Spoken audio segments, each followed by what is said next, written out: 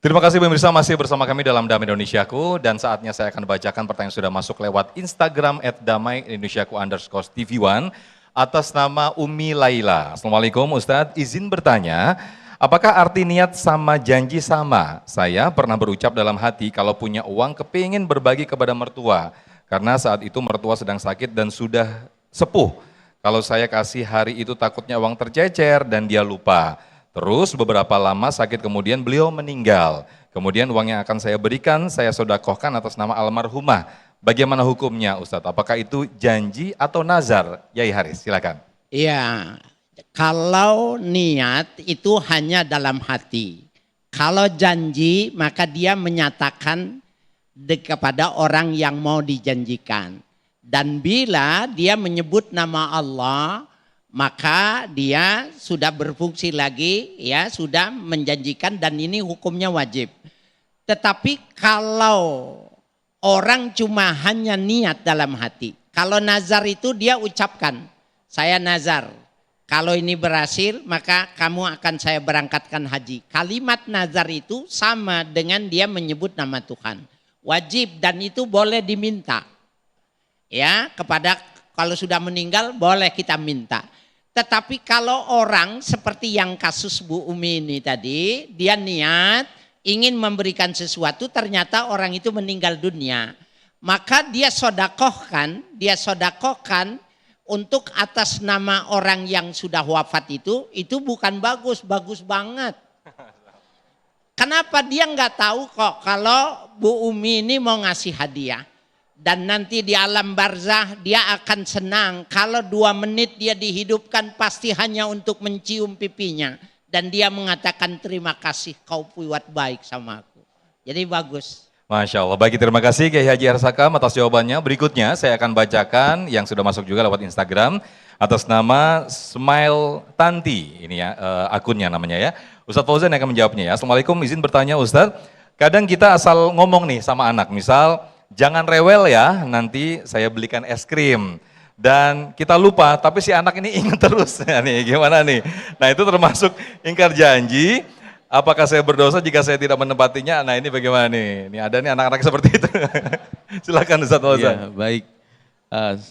Sama ya berkaitan dengan hal ini juga tentu kadang kan kita bahasa kitanya apa Bu? Ngegoro-goroin ya anak itu. Udah nanti dibeliin permen, dibeliin es krim. Anaknya inget mulu gitu kan.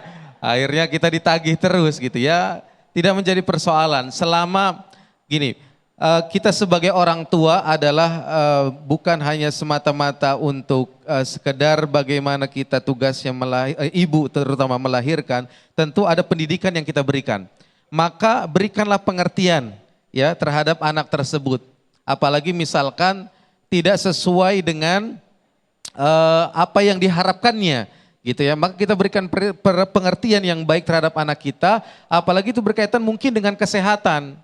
Misalkan anak kita sedang sakit gitu ya, kalau diberikan es krim atau es nanti akan berpengaruh dengan kesehatannya.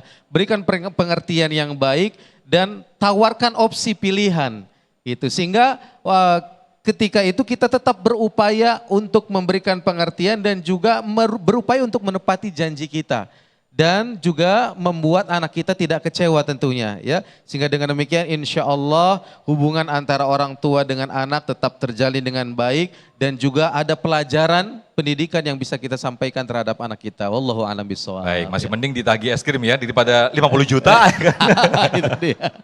Baik, itu tadi terkadang yang kita juga sering menjadi fenomena kita yang kadang salah satunya mungkin ketika anak naik kelas atau berprestasi untuk menjanjikan diberikan hadiah begitu ya. Nah, kami sudah terhubung dengan pemirsa yang sudah bergabung lewat video call kami. Ada Pak Solihan dari Cilengsi, Bogor, Jawa Barat. Assalamualaikum Pak Solihan. Waalaikumsalam warahmatullahi wabarakatuh. Baik, oke. Pak Solihan bisa dijauhkan sedikit kameranya Pak? Biar tidak terlalu dekat. Ya. Baik, diturunin sedikit kameranya boleh?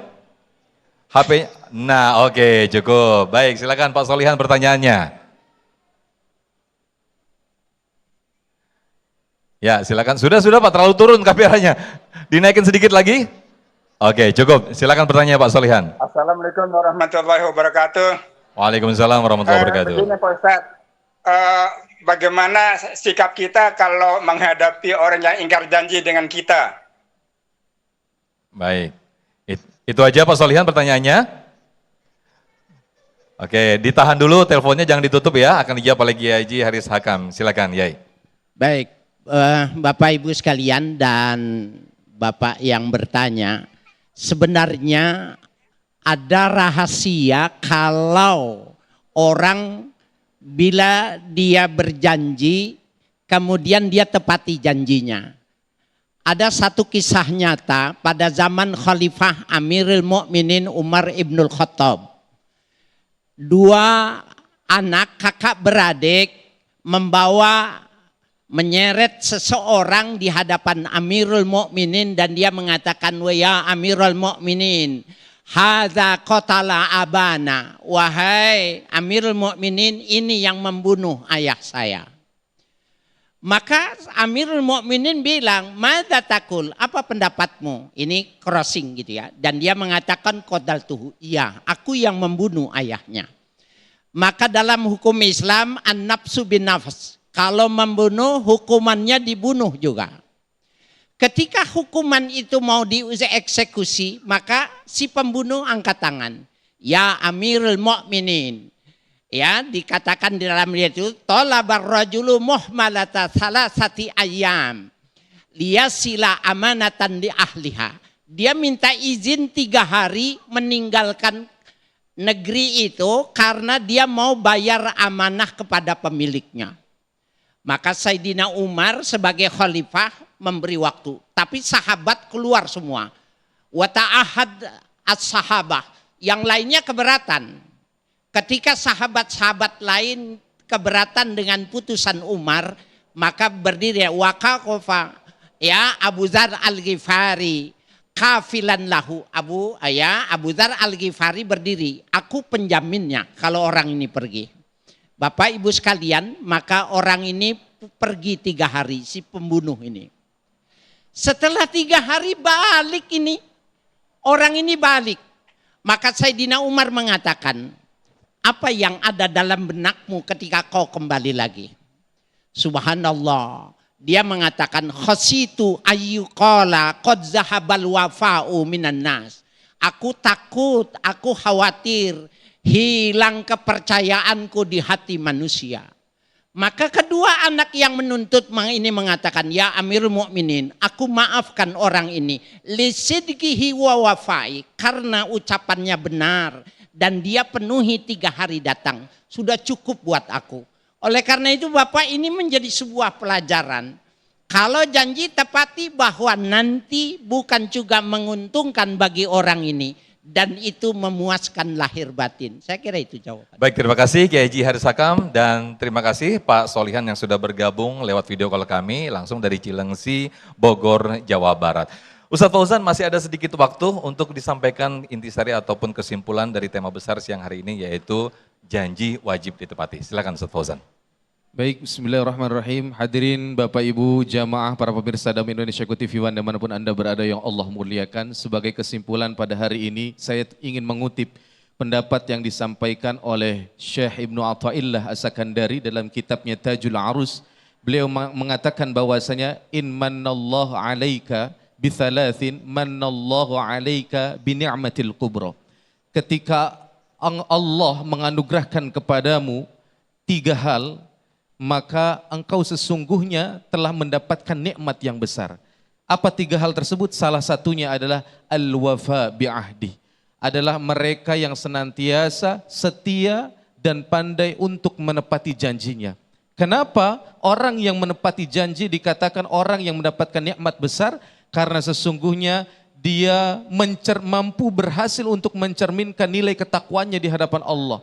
Dia mampu menjalankan perjanjiannya terhadap Tuhannya, menjaga amanah terhadap sesama, sehingga inilah yang mencerminkan nilai ketakwaan tersebut. Bahkan Syekh Ibnu Athaillah menjelaskan mata ja'alaka fil zahir mumtathilan li amri wa razaqaka fil batin. Ketika Allah menganugerahkan kepadamu dari secara lahir untuk menjalankan perintah atas apa yang Allah perintahkan, dan Allah menganugerahimu dari batin untuk pasrah kepada Tuhanmu, untuk menegakkan atau memasrahkan terhadap Tuhanmu, bertawakal terhadap Tuhanmu, maka maka Allah telah memberikan kepadamu nikmah yang besar atau nikmat yang besar itu sendiri. Maka dari itu hadirin Bapak Ibu yang dimuliakan oleh Allah, mudah-mudahan kita berharap, kita berupaya untuk bisa menjadi orang yang amanah, pandai menepati janji, sehingga kita tergolong menjadi pewaris surga Firdaus. Dan kita meyakini bahwasanya innal ahda kana mas'ula, karena sesungguhnya perjanjian itu akan diminta pertanggungjawabannya di hadapan Allah Subhanahu wa taala. Dan mudah-mudahan kita bisa menjadi orang-orang yang amanah untuk pandai menepati janji kita. Amin ya rabbal alamin. Wallahu a'lam bishawab. Amin, amin, Masya Allah. Terima kasih Ustaz Fauzan Hidayatullah dan terima kasih Kiai Haji Haris Sakam atas tausiah dan juga nasihat disampaikan siang hari ini. Mudah-mudahan kita termasuk orang-orang yang tidak mudah mengumbar janji, dan bagi yang sudah memberikan janji dimudahkan oleh Allah untuk menepati janji-janji tersebut. Amin, amin ya rabbal alamin.